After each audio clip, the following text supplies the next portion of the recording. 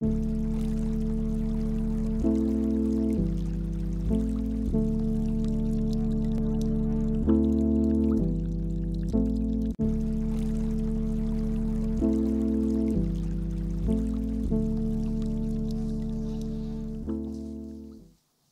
à tous, bonjour à toutes.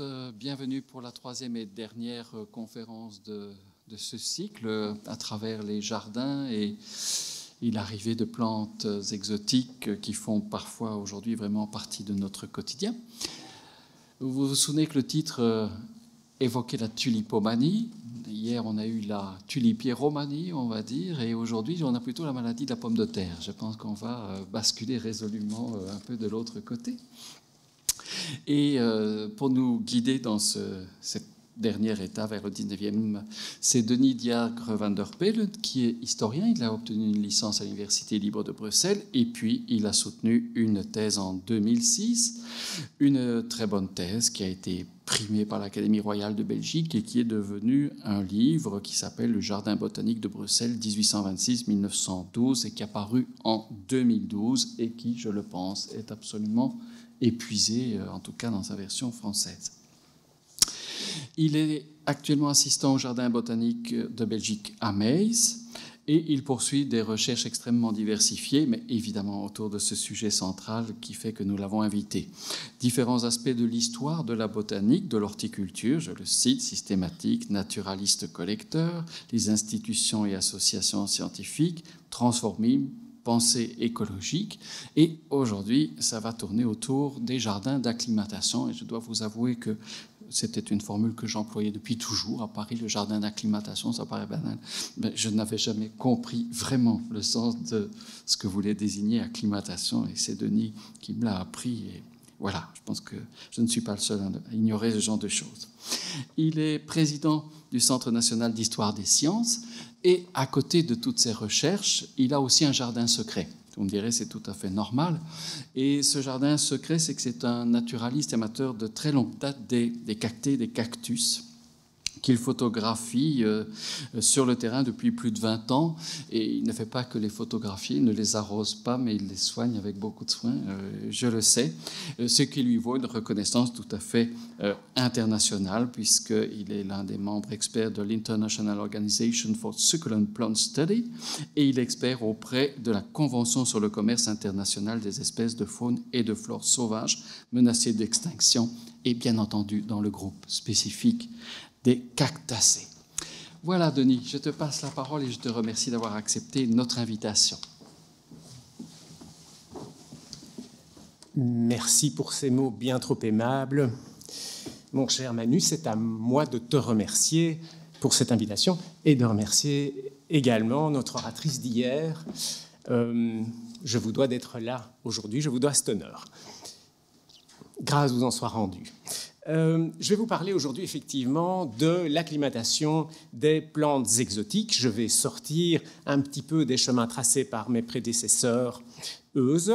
Je ne vais pas parler des jardins proprement parlés, je ne vais pas plus parler des décorations florales ou des fleurs et de tout ce que ces choses-là peuvent nous apprendre sur l'humain et sur les sociétés du passé. Préoccupations absolument fascinantes, mais qui ne seront pas aujourd'hui au cœur de mon exposé. Je vais vous parler plutôt, si vous me le permettez, d'un rêve, d'une utopie qui va devenir, figurez-vous, une espèce de programme scientifique. Un rêve, une utopie, un programme qui a fait couler du venin, de la sueur, des larmes aussi, et qui a pesé beaucoup, et qui a pesé lourdement sur l'histoire des jardins, des collections, de l'agriculture, de l'industrie et des arts. J'ai nommé l'acclimatation. L'importance de ce programme d'acclimatation a été déjà bien palpée, enfin l'histoire de ce programme ou de cette utopie a déjà été bien palpée par des auteurs absolument magnifiques comme Lorelei Curie, Michael Osborne, André Corvol et quelques autres. Je vais essayer de m'inscrire dans leur pas, claudiquant, je ne suis que ce que je suis. Je vais faire mon petit possible. En tout cas, l'intérêt qu'ils ont porté à la question indique ce que j'avais déjà un petit peu compris moi-même durant ma thèse, c'est qu'il y a là une question. Il y a un un problème, une situation, diraient les Anglais. J'avais rencontré en effet cette question de l'acclimatation durant ma thèse, je vous l'ai dit, dans les revues horticoles, agricoles, dans la presse profane aussi, et en m'intéressant tout particulièrement à un point qui reste encore peu connu des Belges, c'est l'utopie séricicole belge. On a voulu produire de la soie en Belgique, on en a produit, on a planté des millions de pieds de mûriers un peu partout. C'est en m'intéressant à ça que je suis arrivé à ma question avec laquelle, à l'époque, j'ai à peine flirté, et je reviens aujourd'hui pour un flirt un petit peu plus poussé, qui, je pense, convoquera votre expertise. J'aurai besoin de vous probablement pour avancer dans le traitement de cette question. Je vais donc aujourd'hui, à la grosse brosse, vous évoquez la destinée de l'acclimatation. Je vais montrer combien ce projet, ce programme a eu la peau dure, mais également la vie dure, et mettre quelques hypothèses finales sur les causes de sa survie obstinée. Alors, je ne voudrais pas déflorer mon propos, évidemment, mais je peux déjà vous dire que l'époque dans laquelle nous allons nous balader, là, est une zone de turbulence, entre ceux qui voulaient croire que tout coule, pantareil, que tout coule, que tout change, que tout peut être changé, modifié, et les autres. Et ce faisant, je vais ouvrir des pistes pour de futurs chantiers, et je mets déjà une option dessus. Je vais continuer cette histoire-là. Alors, le cadre chronologique. Je vais mettre le focus sur les premières décennies de l'histoire de la Belgique, c'est la jeune Belgique, mais poser une borne finale en 1864, enfin plus ou moins, je vais la transgresser, il le faudra, vous verrez. Mais il est impossible d'aborder ce sujet sans aller palper les racines, ces racines qui se trouvent au XVIIIe et bien avant, comme vous allez le voir. Donc, si je mets le focus sur le XIXe, sur la jeune Belgique, on va quand même aller se balader un peu ailleurs. Le cadre géographique, la Belgique, vous allez me dire, restreint. Mais oui, c'est restreint. Mais cela dit, il existe une république des sciences. Il existe une république des sciences, les idées y circulent à travers les revues, à travers les correspondances que j'étudie beaucoup. Et après tout, je dirais que je vais retourner l'argument.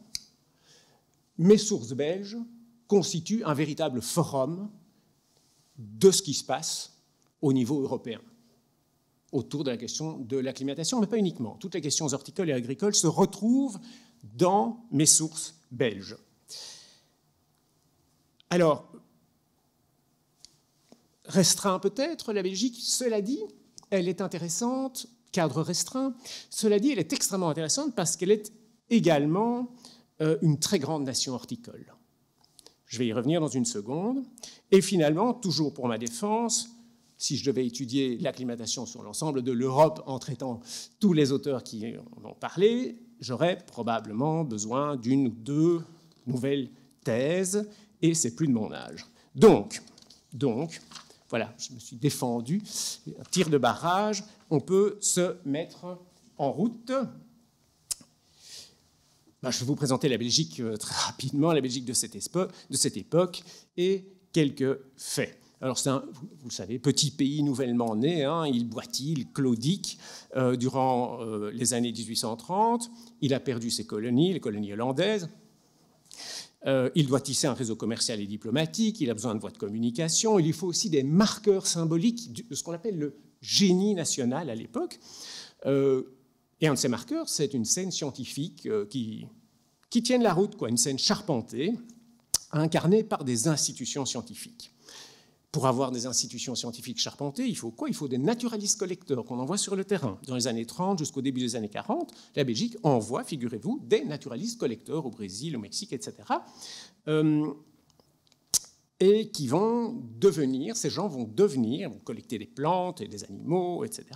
Et ils vont devenir les piliers d'une activité qui fera très vite début des années 1840, sinon avant, le renom du pays, c'est la fameuse industrie horticole. Il y a ce pôle gantois qu'on a évoqué hier, et puis il y a un pôle bruxellois qui est peu connu, mais qui est bien là, et il y a un pôle liégeois aussi, hein, avec Jacob Macquart, par exemple. Bref, l'horticulture belge va devenir une énorme, formidable machine à collecter, à importer et à transformer du végétal venu de l'étranger, une formidable machine à rêver, finalement.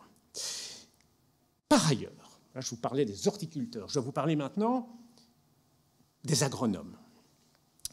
Par ailleurs, en Belgique, dépouillez la presse de l'époque et vous le verrez, une peur obsessionnelle étreint les agriculteurs et ceux qui mangent les produits de l'agriculture, bref, tout le monde, et cette crainte obsessionnelle, c'est la disette, on regarde le ciel quotidiennement, on est chenille à la main, c'est une lutte pied à pied, finalement, contre les ennemis de la culture qui a lieu dans ces décennies du 19e.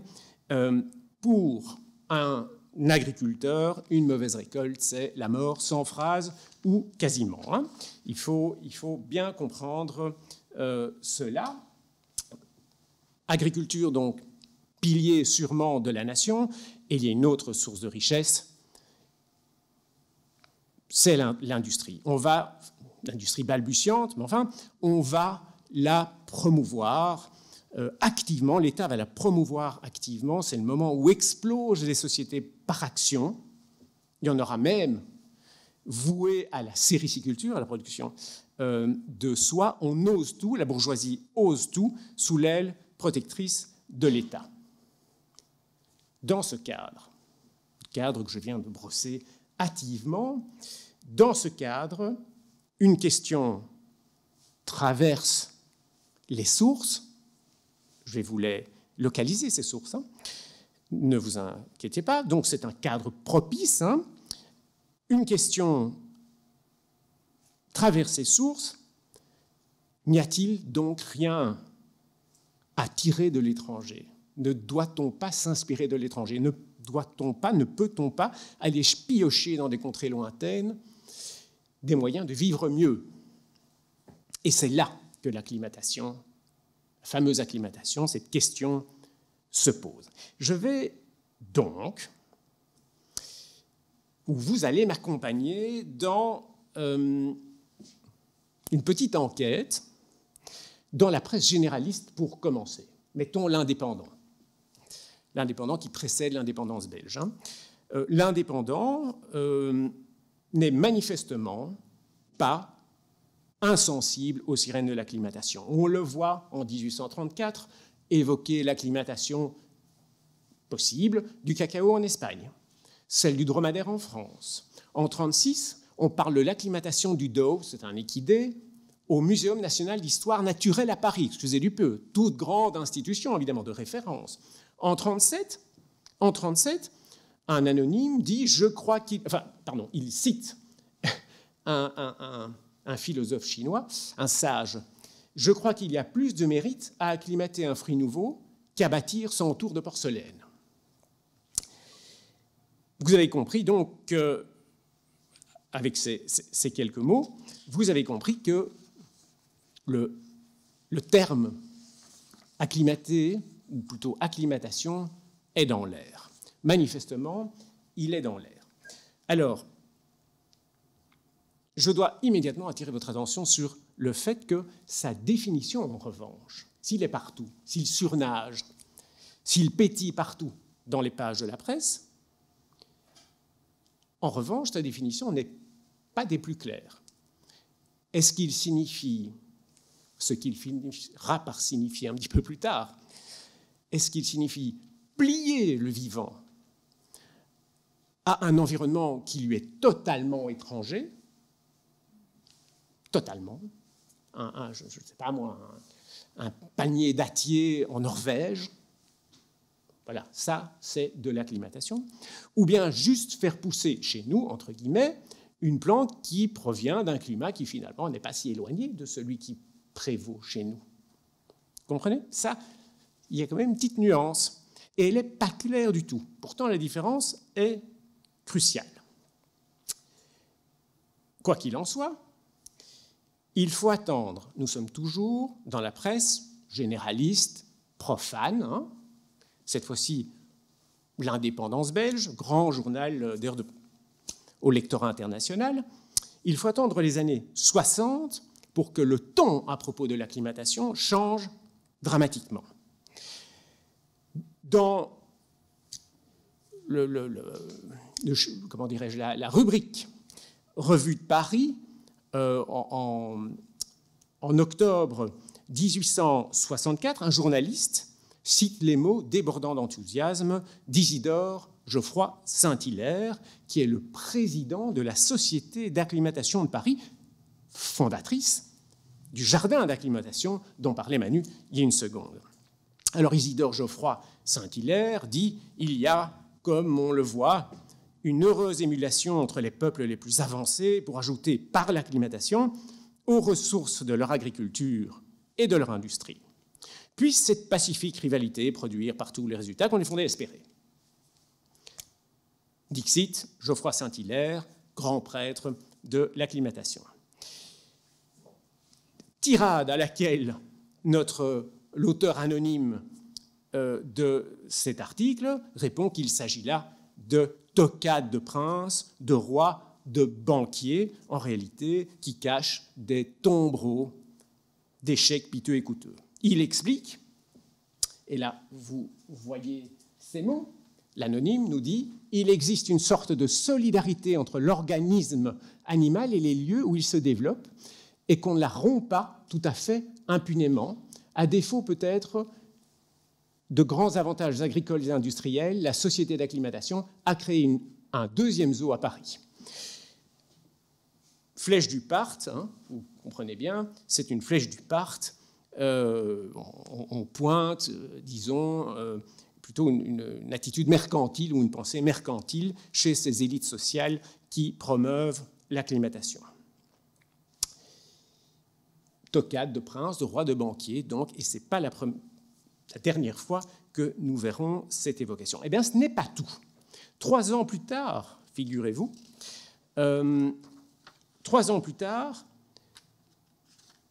une plume anonyme toujours, dans l'Indépendance, Courrier de Paris, évoque une scène qui est la suivante. Un de ses amis est invité à une chasse chez le baron de Rothschild. Il dit, l'auteur anonyme dit « Mon ami est le plus grand acclimateur du monde. Il permet qu'on mange, mais il veut avant tout qu'on acclimate. Il veut qu'on acclimate et les animaux et les arbres et les fruits et les fleurs et les légumes. » Il arrive donc il est invité à une chasse, il arrive au château, là, chez Rothschild, on veut lui montrer les tableaux, les meubles, nanana. Première question, où acclimate-t-on ici? Où acclimate-t-on, s'il vous plaît? Texto. Alors, on le conduit dans le parc et on lui montre ce qu'il y a à lui montrer. Et voici donc les mots de cet hurluberlu acclimateur fou, qu'on moque, hein, soyons clairs, on le moque, on le raille. Mais ce qui nous a fait surtout plaisir à voir et nous a rempli d'espérance, ce sont les vastes et belles enceintes du parc, où il serait si facile à monsieur le baron de Rothschild, président de la société d'acclimatation, d'avoir des antilopes, des casoars, des hocoustes, un magnifique oiseau, des lophophores, encore plus bel oiseau, qui n'attendent, pour prendre leur titre de grande naturalisation, que des forêts propres à les recevoir. Ce serait là de la grande et véritable acclimatation. Moquerie, raillerie, irritation en vérité, qui indique en creux qu'on a une question, qu'on a un problème, là, que cette histoire d'acclimatation pose problème. Alors, passons, source profane, vulgaire, passons maintenant à des échos venus des pouvoirs publics ou de la presse spécialisée. Eh bien, abordons le Jardin botanique de Bruxelles, que vous connaissez tous, une bien étrange institution, puisque c'est une société anonyme par action qui gère ce jardin botanique, qui a la vocation de jardin botanique d'État. Enfin, c'est un truc complètement hétérodoxe, mais ça a existé, je vous assure. Bref, à un moment, dans les années 30, son fondateur, Pierre-Auguste Drapier, français d'origine, qui s'est beaucoup intéressé au sucre de betterave en France, dans sa région lilloise, là, brosse un portrait de sa création pour le bourgmestre de Liège, James, et il lui dit: le jardin botanique, d'après ses statuts, n'a point seulement pour but d'entretenir une collection de plantes vivantes, il s'est imposé de tenter par des essais en tout genre l'acclimatation des plantes exotiques pouvant être de quelque utilité dans l'économie générale. Et en effet, lorsque le jardin botanique organise des concours, il y en a tout le temps, des concours dans les sociétés horticoles, c'est un feu roulant durant tout le XIXe siècle, c'est une folie. Il y a des sociétés agricoles et horticoles partout et des concours tout le temps. Eh bien, on va organiser des concours intitulés, je vous cite celui-ci, au cultivateur qui, par des certificats authentiques, aura prouvé qu'il est parvenu à acclimater complètement une plante exotique qui, jusque-là, n'aurait pu braver dans le royaume l'intempérie des saisons. Ça vient d'en haut, hein. Jardin botanique, c'est quand même un peu une expression de l'État, puisqu'il est subventionné par l'État. On a des experts qui proposent ces concours, et je dirais même que, j'ajouterais que lorsque le jardin botanique a des petits problèmes avec l'État qui estime qu'il n'en fait pas assez pour les subventions qu'il reçoit, eh bien, lorsqu'on va voir un petit peu ce qui se dit au Parlement, on se rend compte qu'on lui reproche presque toujours son manque d'allant dans les essais d'acclimatation. C'est pour ça d'ailleurs que ce jardin botanique va tenter de manière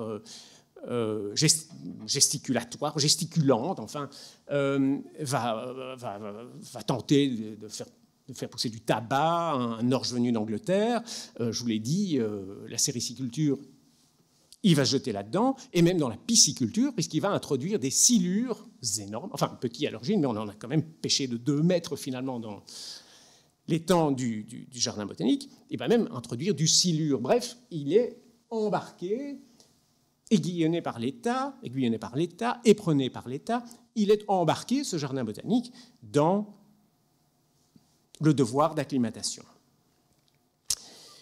En somme, au sommet de l'État, et dans son expression qu'est le jardin botanique, oui, on peut le dire, le rêve d'acclimatation, le projet d'acclimater, et même des petits programmes, existent. Ça vient d'en haut. On y croit. Ça, c'est pour l'État. Quid de la presse spécialisée maintenant, la presse horticole, agricole, pléthore. Hein. À cette époque, au XIXe siècle, on a une multitude de revues. La Belgique horticole, l'horticulteur belge, Flore des Serres et des Jardins de l'Europe, la Feuille du cultivateur, et que sais-je encore, il y en a un bon paquet et qui sont lui-même à l'étranger. Alors, dans la presse spécialisée, très tôt en fait, on recueille des propos qui, si vous voulez, s'opposent à ce rêve, notamment ceux du célèbre Link de Berlin, dans son « De l'acclimatation des végétaux ». Que dit-il dans l'horticulteur belge, hein, je le signale? Que dit-il, Link? C'est une sommité, hein, c'est un dos gris. Mais il indique déjà que la question de l'acclimatation est là. Il pointe ce fameux un abus de langage ou en tout cas un brouillard lexical autour de ce mot acclimatation, dit-il, utilisé erronément pour naturalisation plutôt. Il indique qu'en réalité, on n'a jamais constaté de véritable acclimatation, au sens strict, comme je vous l'expliquais, donc le fait de plier un végétal ou un animal, en l'occurrence c'est un végétal, un climat qui lui est totalement étranger, donc rien de prouvé de ce côté-là, et il ajoute que si on veut vraiment tenter quelque chose de ce type, il faut quand même s'arranger pour que les conditions environnementales qui prévalent dans le lieu d'origine du végétal soient plus ou moins similaires à l'environnement du pays d'accueil. Bref, est-ce dans l'horticulteur belge en 1837 sous la plume de Link, est-ce la fin d'un rêve auquel on assiste?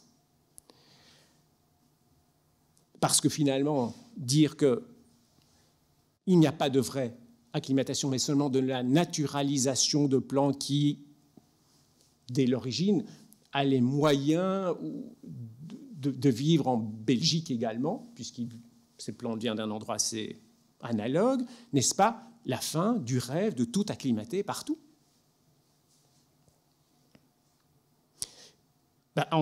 Oui, en vérité, mais je le répète, ces lignes sont aussi le marqueur, si vous voulez, de la persistance d'un tel espoir. Pourquoi y revenir sans cesse s'il n'y a plus rien à en dire? Alors, tournons nos regards, si vous voulez, vers une presse de plus haute tenue, presse de la Maison d'ailleurs, et qui est un véritable forum scientifique international, c'est le bulletin de l'Académie, évidemment. En 1842, un grand monsieur, un botaniste munichois, Philippe von Martius, y dégage un concept qui est d'ailleurs l'émergence d'un nouveau champ scientifique. Ce concept, c'est le paradis des plantes. C'est une zone, si vous voulez, où une plante prospère. Elle est bornée par l'altitude, par la latitude. Et ce paradis, les limites de ce paradis ne peuvent pas être franchies par la plante, sinon elle meurt. Voilà une très inquiétante proposition pour les rêveurs, pour ceux qui veulent acclimater le palmier daté en Norvège, n'est-ce pas? Très mauvaise proposition, qui est l'expression, l'air de rien sans le dire, d'une science donc qui est en train de se constituer, c'est la géographie botanique, l'étude de la distribution des plantes qui cherchent ces lois qu'on ne peut pas transgresser. Cette science cherche ces lois. Mauvais tout ça. C'est encore dans les pages du prestigieux bulletin que quelqu'un de très important prend la parole. C'est Charles Morren. On en a parlé hier, je pense. C'est Charles Morren. Il est prof à l'université de Liège. C'est un taxinomiste. Il s'intéresse, c'est rare pour un botaniste pur jus, il s'intéresse à l'horticulture, il s'intéresse à l'agriculture, il circule très aisément entre ce qu'on appelle aujourd'hui les sciences pures et les sciences appliquées. Elles sont en train de se dissocier à l'époque. Il dirige les journaux, il les rédige quasiment totalement, le bonhomme, le journal Agriculture pratique d'économie forestière, d'économie rurale, à partir de 1848, par exemple. Eh bien, ce personnage influent va contribuer, selon moi, à nourrir un climat propice à la survie de ce rêve d'acclimatation au sens strict. Dans différents articles livrés à cette feuille de vulgarisation que je viens de citer, Journal d'Agriculture, on le voit supporter l'idée que les espèces varient grandement en fonction du milieu, article sur la céradelle en 1848, mais encourager d'autre part à cultiver les plantes exotiques à partir de graines pour créer des variétés, notice sur le topinambour, 1848. On va le voir soutenir la plasticité, la malléabilité limitée du vivant, idée soutenue évidemment par les transformistes précoces, mais également tout à fait acceptable pour les fixistes, les anti-évolutionnistes, les fixistes tardifs. Plasticité donc, dont il reconnaît l'existence, mais dont il reconnaît aussi, dont il dit que les causes intimes sont inconnues. Tout point qu'on va retrouver dans un fameux article de 1848, notice sur le mahua des Péruviens. On sait que la pomme de terre a produit d'innombrables variétés, c'est le sort de toute plante expatriée, et plus une plante s'éloigne dans ses émigrations de son lieu d'origine, de son paradis, comme quoi il a bien lu von Martius, comme s'exprimerait M. de Martius, plus la variabilité se réalise. C'est donc aux limites des aires que que les variétés sont nombreuses, et nous sommes ici en Belgique à une distance très respectable des Andes de Popaya. En outre, les variétés naissant par des semis ou des plantations successives s'augmenteront en nombre et en proportion des temps où les expériences peuvent se faire. Alors, ma question, c'est comment, dans ces conditions, y compris conditions d'ignorance qu'il évoquait, ne pas nourrir encore un petit peu, quand même, l'espoir d'une véritable acclimatation. Et pourtant, coexistent avec ces propos d'autres, toujours de Morène, infiniment pessimistes. Vous en voyez ici, je retrouve le titre de l'ouvrage. C'est mince, j'ai tapé un acronyme, mais je ne retrouve plus la signification. C'est la Société royale d'agriculture et de botanique de Gand. C'est ça, les annales de la Société royale d'agriculture et de botanique de Gand. Ou alors dans le journal d'horticulture pratique, on le voit fustiger un théoricien écrivain, dit-il, distingué du reste, s'opposant à Paris à des praticiens. Ce tome de plume, entre guillemets, prétend que Desrosiers se serait acclimaté. Que nous dit Morène? Est-ce qu'une seule de ces plantes potagères, parlant du melon, de l'haricot, du pois, etc., serait devenue moins sensible au froid que l'eût été le premier melon que nous reçûmes de l'Asie, le premier haricot, etc. Non. Admettons donc que rien jusqu'ici n'a été acclimaté ou naturalisé dans le règne végétal. Morène a parlé, mais le propos est sensiblement différent de ce que je vous ai évoqué un petit peu plus haut. De même, donc, dans les annales de la Société d'agriculture botanique de Gand, en 1848, alors là, il dérape presque, hein. Il évoque une fausse théorie dont beaucoup de personnes sont dupes et qui, malheureusement, pour nos cultures, est très invétérée dans nos populations. Invétérée, c'est-à-dire qu'elle est implantée depuis longtemps. Il est de mauvaise humeur. Morène, il fustige André Thouin, apôtre de l'acclimatation, dont je reparlerai tout à l'heure. Irritation qui s'explique probablement par la crise de la pomme de terre qui sévit dans les années 1840. Morène étant le sage de l'agriculture en Belgique, s'est senti à ce moment-là le devoir de recadrer les rêveurs, très probablement. Et donc, son ton est devenu un petit peu plus incisif, un petit peu plus irrité, un petit peu plus comminatoire même parfois. Il va recadrer. On est dans une époque, il faut dire, où la crise de la pomme de terre provoque des essais frénétiques dans tous les sens, de tout et de n'importe quoi. Et c'est là qu'il intervient de cette manière. Alors, est-ce que tout le monde reçoit Morène 5 sur 5? Ça, je ne sais pas. Est-ce qu'on lit bien Morène? Et même si on le lit bien, remarquez que la porte reste quand même un petit peu entrebâillée, hein, sous sa plume. Moi, je suis désolé, mais je ne le trouve pas toujours tout à fait limpide. Douteriez-vous encore du climat d'incertitude qui, à l'époque, règne sur ma question, sur notre question d'aujourd'hui, c'est-à-dire la question de l'acclimatation, oui, non, peut-être, possible ou pas? Eh bien, je mettrai sous vos yeux le rapport sur l'exposition nationale des produits de l'agriculture et de l'horticulture de 1848. Mais qu'y a-t-il de plus officiel d'un côté et de plus scientifique de l'autre, puisque c'est quand même Morène qui le fait? Eh bien, là-dedans, on va voir deux degrés, je ne veux pas dire s'affronter, deux degrés, mais se tourner le dos. On va voir Morenne d'un côté et le baron de La Fontaine s'exprimer. À gauche, le baron qui nous dit « Le cultivateur sait qu'il ne lui est pas permis de braver impunément les lois de la nature dans sa sage dissémination des plantes parmi les différentes régions du monde. » Sage dissémination et un petit parfum, c'est la main de Dieu, ça. L'observation de ces règles a induit le célèbre Humboldt à tracer les lignes isothermes qui classent les végétations dans des zones déterminées. Il évoque donc des lois.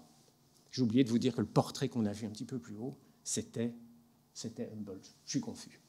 De l'autre côté, on voit Morenne, oui, celui-là même qui, il y a 2 minutes, avait l'air de dire que tout ça, il fallait arrêter de rêver, qui nous dit, qui écrit, le mot impossible a bien perdu de sa valeur en horticulture.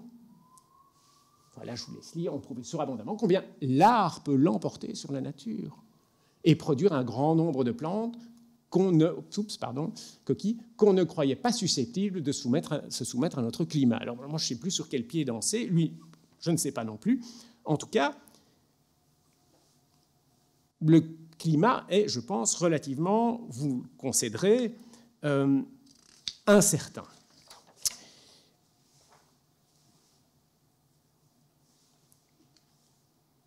J'ai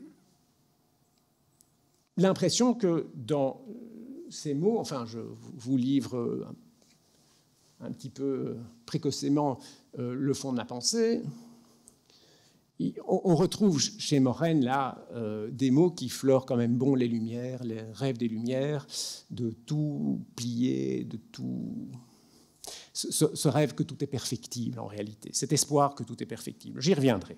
Bref, si je devais continuer mon petit tour de Belgique, des propos sur l'acclimatation, je pourrais vous évoquer Scheidweiler, qui est belge, hein, enfin, c'est un Allemand d'origine, mais bon, voilà, qui, dans le journal d'horticulture de la pratique de la Belgique, évoque des brumes lexicales que j'ai évoquées préalablement, mais parle aussi d'une gunéra qui serait, je cite, facile à acclimater, évoque aussi la naturalisation de l'alpaca en Russie. Acclimatation, naturalisation, de quoi parle-t-il? On ne sait pas trop. Il prolonge manifestement la confusion. Dans la feuille du cultivateur Pierre Joigneau, qui celui-ci est un réfugié français, le précédent était un réfugié allemand, nous dit en gros, soyons donc avant tout chacun de notre pays, chacun de notre climat, et ça vaut pour les plantes. Pour un Français qui est réfugié en Belgique, c'est amusant, mais enfin bon. Un anonyme dans la flore des serres et des jardins de l'Europe, en 1856, parle, toujours un grand journal, hein, c'est édité par Louis Vanout, parle d'une espèce de Batata utilis, qui s'est, je cite, imperceptiblement déplacée par la culture des tropiques vers les zones tempérées en produisant des variétés nouvelles, etc. Mais il signale en même temps qu'il y a des lignes isothermiques qu'on ne peut pas dépasser. On se demande vraiment qui croire et que penser. Moi, en tout cas, quand je lis ça, je me mets dans les bottes du bonhomme de l'époque et je me dis, c'est quand même tout ça est quand même assez confus. La Voix des Lumières, c'est sans doute Charles Naudin, un Français qui écrit lui aussi dans Flore des serres et des jardins de l'Europe. Son opinion, la voici, elle est tout à fait intéressante et elle sera à mettre en parallèle avec ce que dira un autre botaniste français un petit peu plus tard. La naturalisation, oui, pourquoi pas. Quant à l'acclimatation, pas possible. Ceci revient à dire que la nature a disséminé ses dons sur le globe, qu'elle a attribué à chaque pays des productions particulières, et cela afin de solliciter les nations à se faire des emprunts réciproques au lieu de se murer dans leur isolement. Cette diversité de produits a été et sera toujours le grand mobile des voyages et le lien le plus solide des relations mutuelles des peuples, qu'elle réunira tôt ou tard en une seule famille, quelque différents qu'ils soient de mœurs, d'origine et de langage, quand je vous dis que c'est le représentant, l'homme des Lumières. Je ne vous mentais pas, toujours en Belgique, ultime expression de cette, comment dirais-je, profusion d'opinions et d'articles. François Rodigas, grand agronome, dans la feuille du cultivateur, nous dit en 59, on a beau parler d'acclimatation, 20 mots, on ne peut pas transporter le sol, le ciel, le climat d'une plante dans un autre pays. Bon, tout ça, tant qu'on ne pourra pas le faire, il n'y aura pas d'acclimatation, ça n'existe pas. Alors, j'étais en 59 avec Rodigas, excite le rêve d'acclimatation en Belgique à la fin des années 50, début des années 60. Eh bien, il faut croire qu'il a la peau dure, hein, je vous l'avais dit, cet espoir, parce que en 1854, lorsqu'a lieu le premier congrès international d'horticulture de tous les temps, à Bruxelles, une question est imposée. La première question est imposée aux congressistes, et quelle est cette première question? Vous la voyez. Acclimatation, naturalisation, domestication des plantes. Et autour de ces débats, dont on a gardé des traces, on va voir que tout le monde semble converger. Acclimatation, chimère, rien n'est prouvé. Naturalisation, possible, c'est-à-dire implantation d'un végétal venu d'une contrée pas si différente de la nôtre, chez nous, si j'ose dire, possible. Flexibilité limitée de la plante, tout le monde est d'accord là-dessus. Et il y aurait donc des lois de la géographie botanique qui constitueraient le facteur limitant, le collier étrangleur, si vous voulez, du rêve des acclimateurs. Les élites internationales donc, de la botanique semblent, dans un climat d'irritation, je vous l'assure, assez palpable, converger sur ces points qui indiquent donc que la question posée en Belgique n'est pas que belge, hein, vous en doutez, la République des sciences est touchée partout par cette question, elle colle aux esprits dans toute l'Europe. Affaire réglée donc? Eh bien non, non figurez-vous, parce que en 65, Morenne, fils de Charles, Édouard donc, lui-même prof à l'université de Liège, lui-même, enfin, le prolongement du père, une bouture, si vous voulez, à peu de choses près. Dans le bulletin de la Fédération des sociétés horticoles de Belgique, en 64, l'année même du congrès auquel il n'a pas pu assister, il a imposé la première question, il n'a pas pu y assister, puis on tirait à part en 1855, se fend d'un article intitulé « La climatation des plantes ». Et que nous dit-il là-dedans? Consensus de façade. Si on interroge les botanistes un à un, les yeux dans les yeux, ils seront quand même un petit peu moins sûrs, moins assertifs. Il nous dit également que les plantes peuvent changer leurs habitudes avec le temps et que cela est prouvé expérimentalement et par les faits, qu'il vaut mieux pour réussir dans ce geste des plantes cultivées de longue date et comme, si vous voulez, ramollies par la culture. Il estime que l'acclimatation, loin d'être un dossier plié, est la question la plus fascinante qui se pose à l'horticulture et à l'agriculture, et il indique que cette question est justement dans une phase, je le cite, phase singulière, due à quoi? Au transformisme. Nous sommes en 65, en 67, novembre 59, ça vous dit un petit quelque chose, première édition de l'origine des espèces,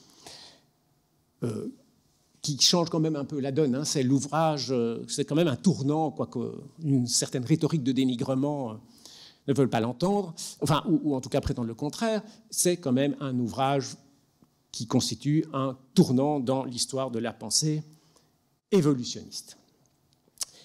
Il va même jusqu'à dire qu'il y a des cas avérés d'acclimatation. Je peux déjà vous annoncer, et ça ce serait pour moi des recherches ultérieures, j'en salive déjà, que De Candolle, pas Augustin Pyrame, le fils d'Ossine Bouture, Alphonse, en 1883, je crois que c'est la dernière page, il fallait se l'appuyer quand même, de son Origine des plantes cultivées, page 351 de mémoire, nous dit qu'il n'a jamais aperçu le moindre indice d'adaptation au froid. Voilà. Les plantes semblent ne pas avoir changé durant les temps historiques, mais peut-être que sur des temps plus longs, on pourrait peut-être obtenir des trucs un peu plus intéressants, genre un peu des acclimatations, quoi. En fait, là encore, on est en 1883, la question n'est pas réglée. Si vous prenez l'encyclopédie horticole Paris 1921, tome 1er, et que vous allez voir acclimatation, acclimatement, boum, vous retombez dessus. L'idée est toujours là. Bref, la bête vit toujours. Permettez-moi alors d'aborder mes conclusions, soit une manière de conclusion qui seront,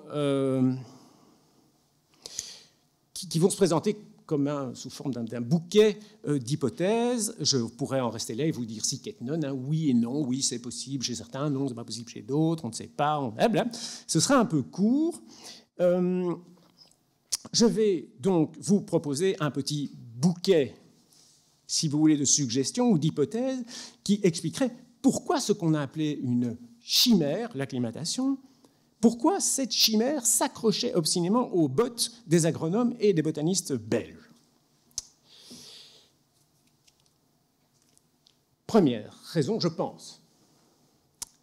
Eh bien, on a quand même tous en Belgique, à cette époque, tout le monde a quand même un peu le souvenir que la pomme de terre, on s'en nourrit, elle bourre le ventre, elle nourrit le peuple, et depuis un bon moment. Et c'est une plante étrangère. Betterave, même chose. Et combien d'autres plantes n'ont pas changé le cours de l'histoire, hein? Plantes étrangères, veux-je dire.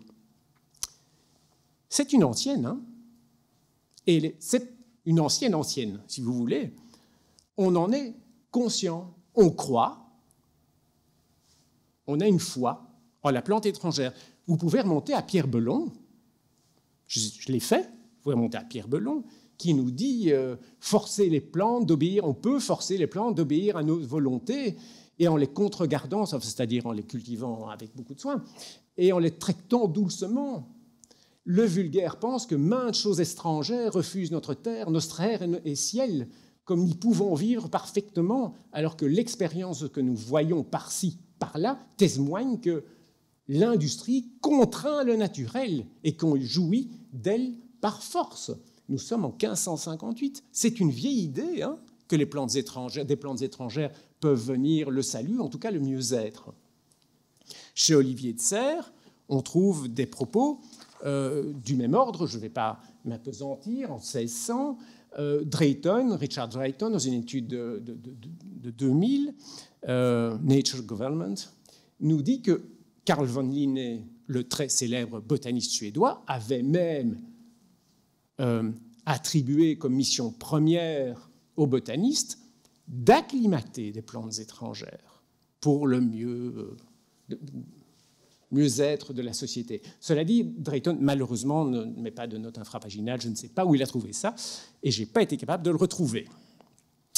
Mais enfin, Drayton est un type sérieux, donc il ne met pas beaucoup de notes, enfin, pas assez, mais c'est un type sérieux. Bref. Première raison, il y a ces plantes étrangères qui, depuis toujours, nous inondent et nous font du bien. Et puis, il y a l'ombre portée par les lumières. Cette ombre est toujours là, au XIXe. Hein. Des auteurs beaucoup plus récents qu'Olivier de Serres, Labérosier... Non, pardon, Labérosier, justement, c'est la catégorie qui arrive. Qu'Olivier de Serres ou Belon, comme l'abbé Grégoire, par exemple, ou André Thouin, on nourrit cette idée que la plante étrangère pouvait sauver, pouvait nous sauver, enfin sauver les gens, et également, et surtout, que la nature obéit à la voix de l'homme, qui agrandit le domaine de ses jouissances et recule les bornes de la création.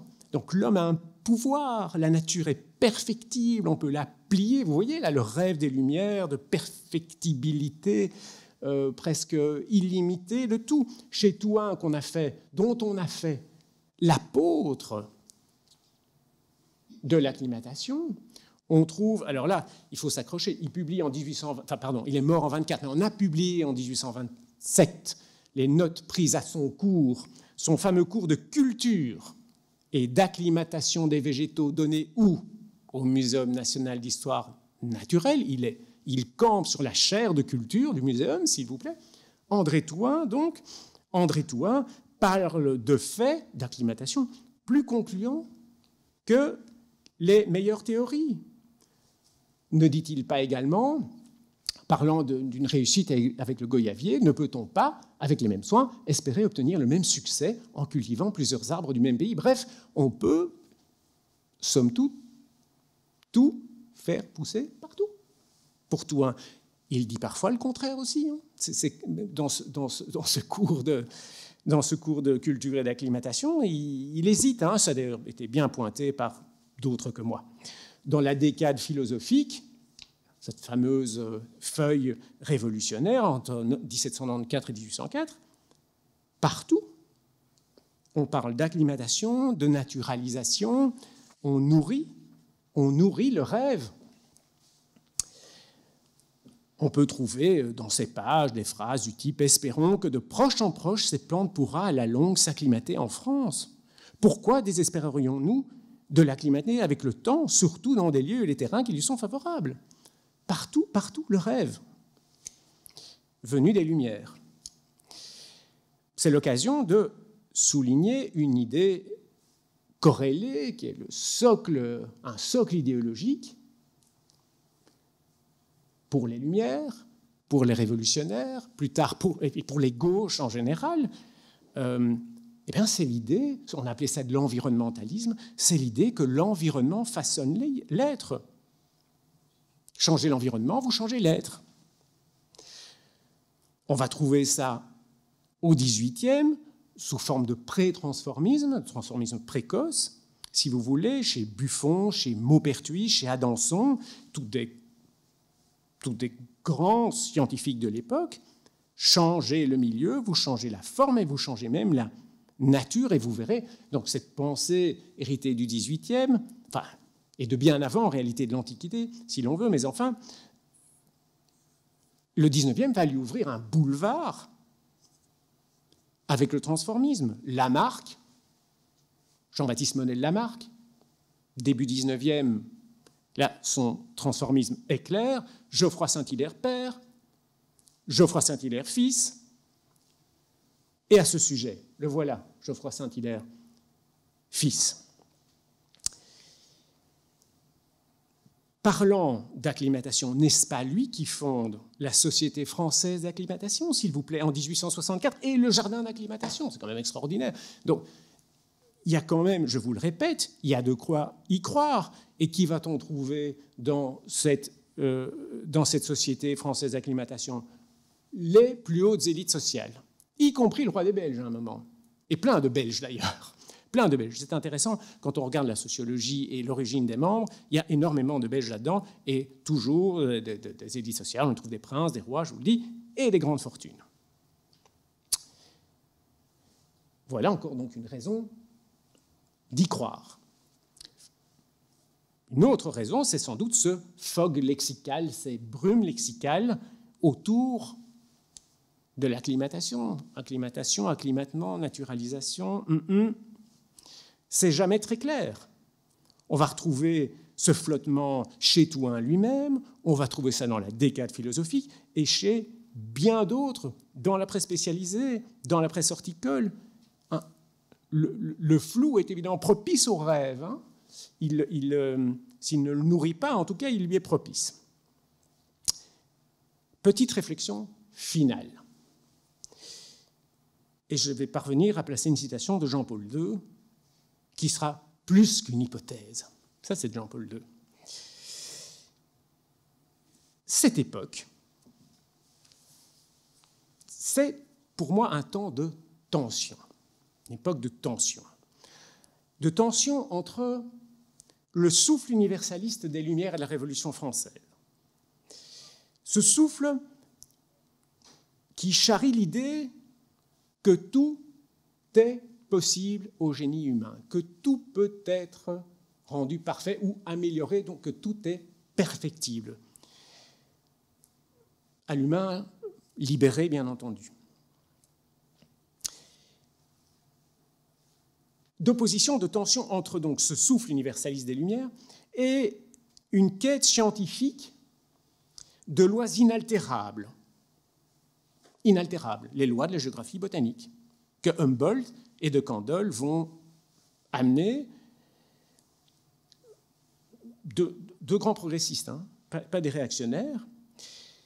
Tension donc où on voit la science nouvelle mordre la science des Lumières. Mordre le rêve scientifique des Lumières, lui rogner l'aileron. On voit s'opposer, si vous voulez, ce qu'on a pu appeler, je crois que c'est de Patrick Thor, à moins que ce ne soit de Foucault, je ne sais plus, je crois que c'est Thor, le schème du mouvement. On va voir s'opposer le schème du mouvement, l'idéologie du mouvement et le schème de l'État.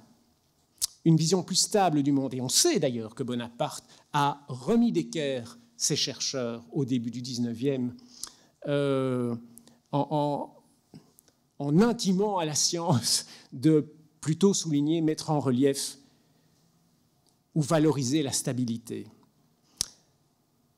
Une espèce de... si vous voulez, c'est une idéologie qui, dans sa forme extrême, l'idéologie, le schème de l'État, qui, dans sa forme extrême, dénoncera un jour ce qu'on a pu appeler les cerveaux brûlés des Lumières.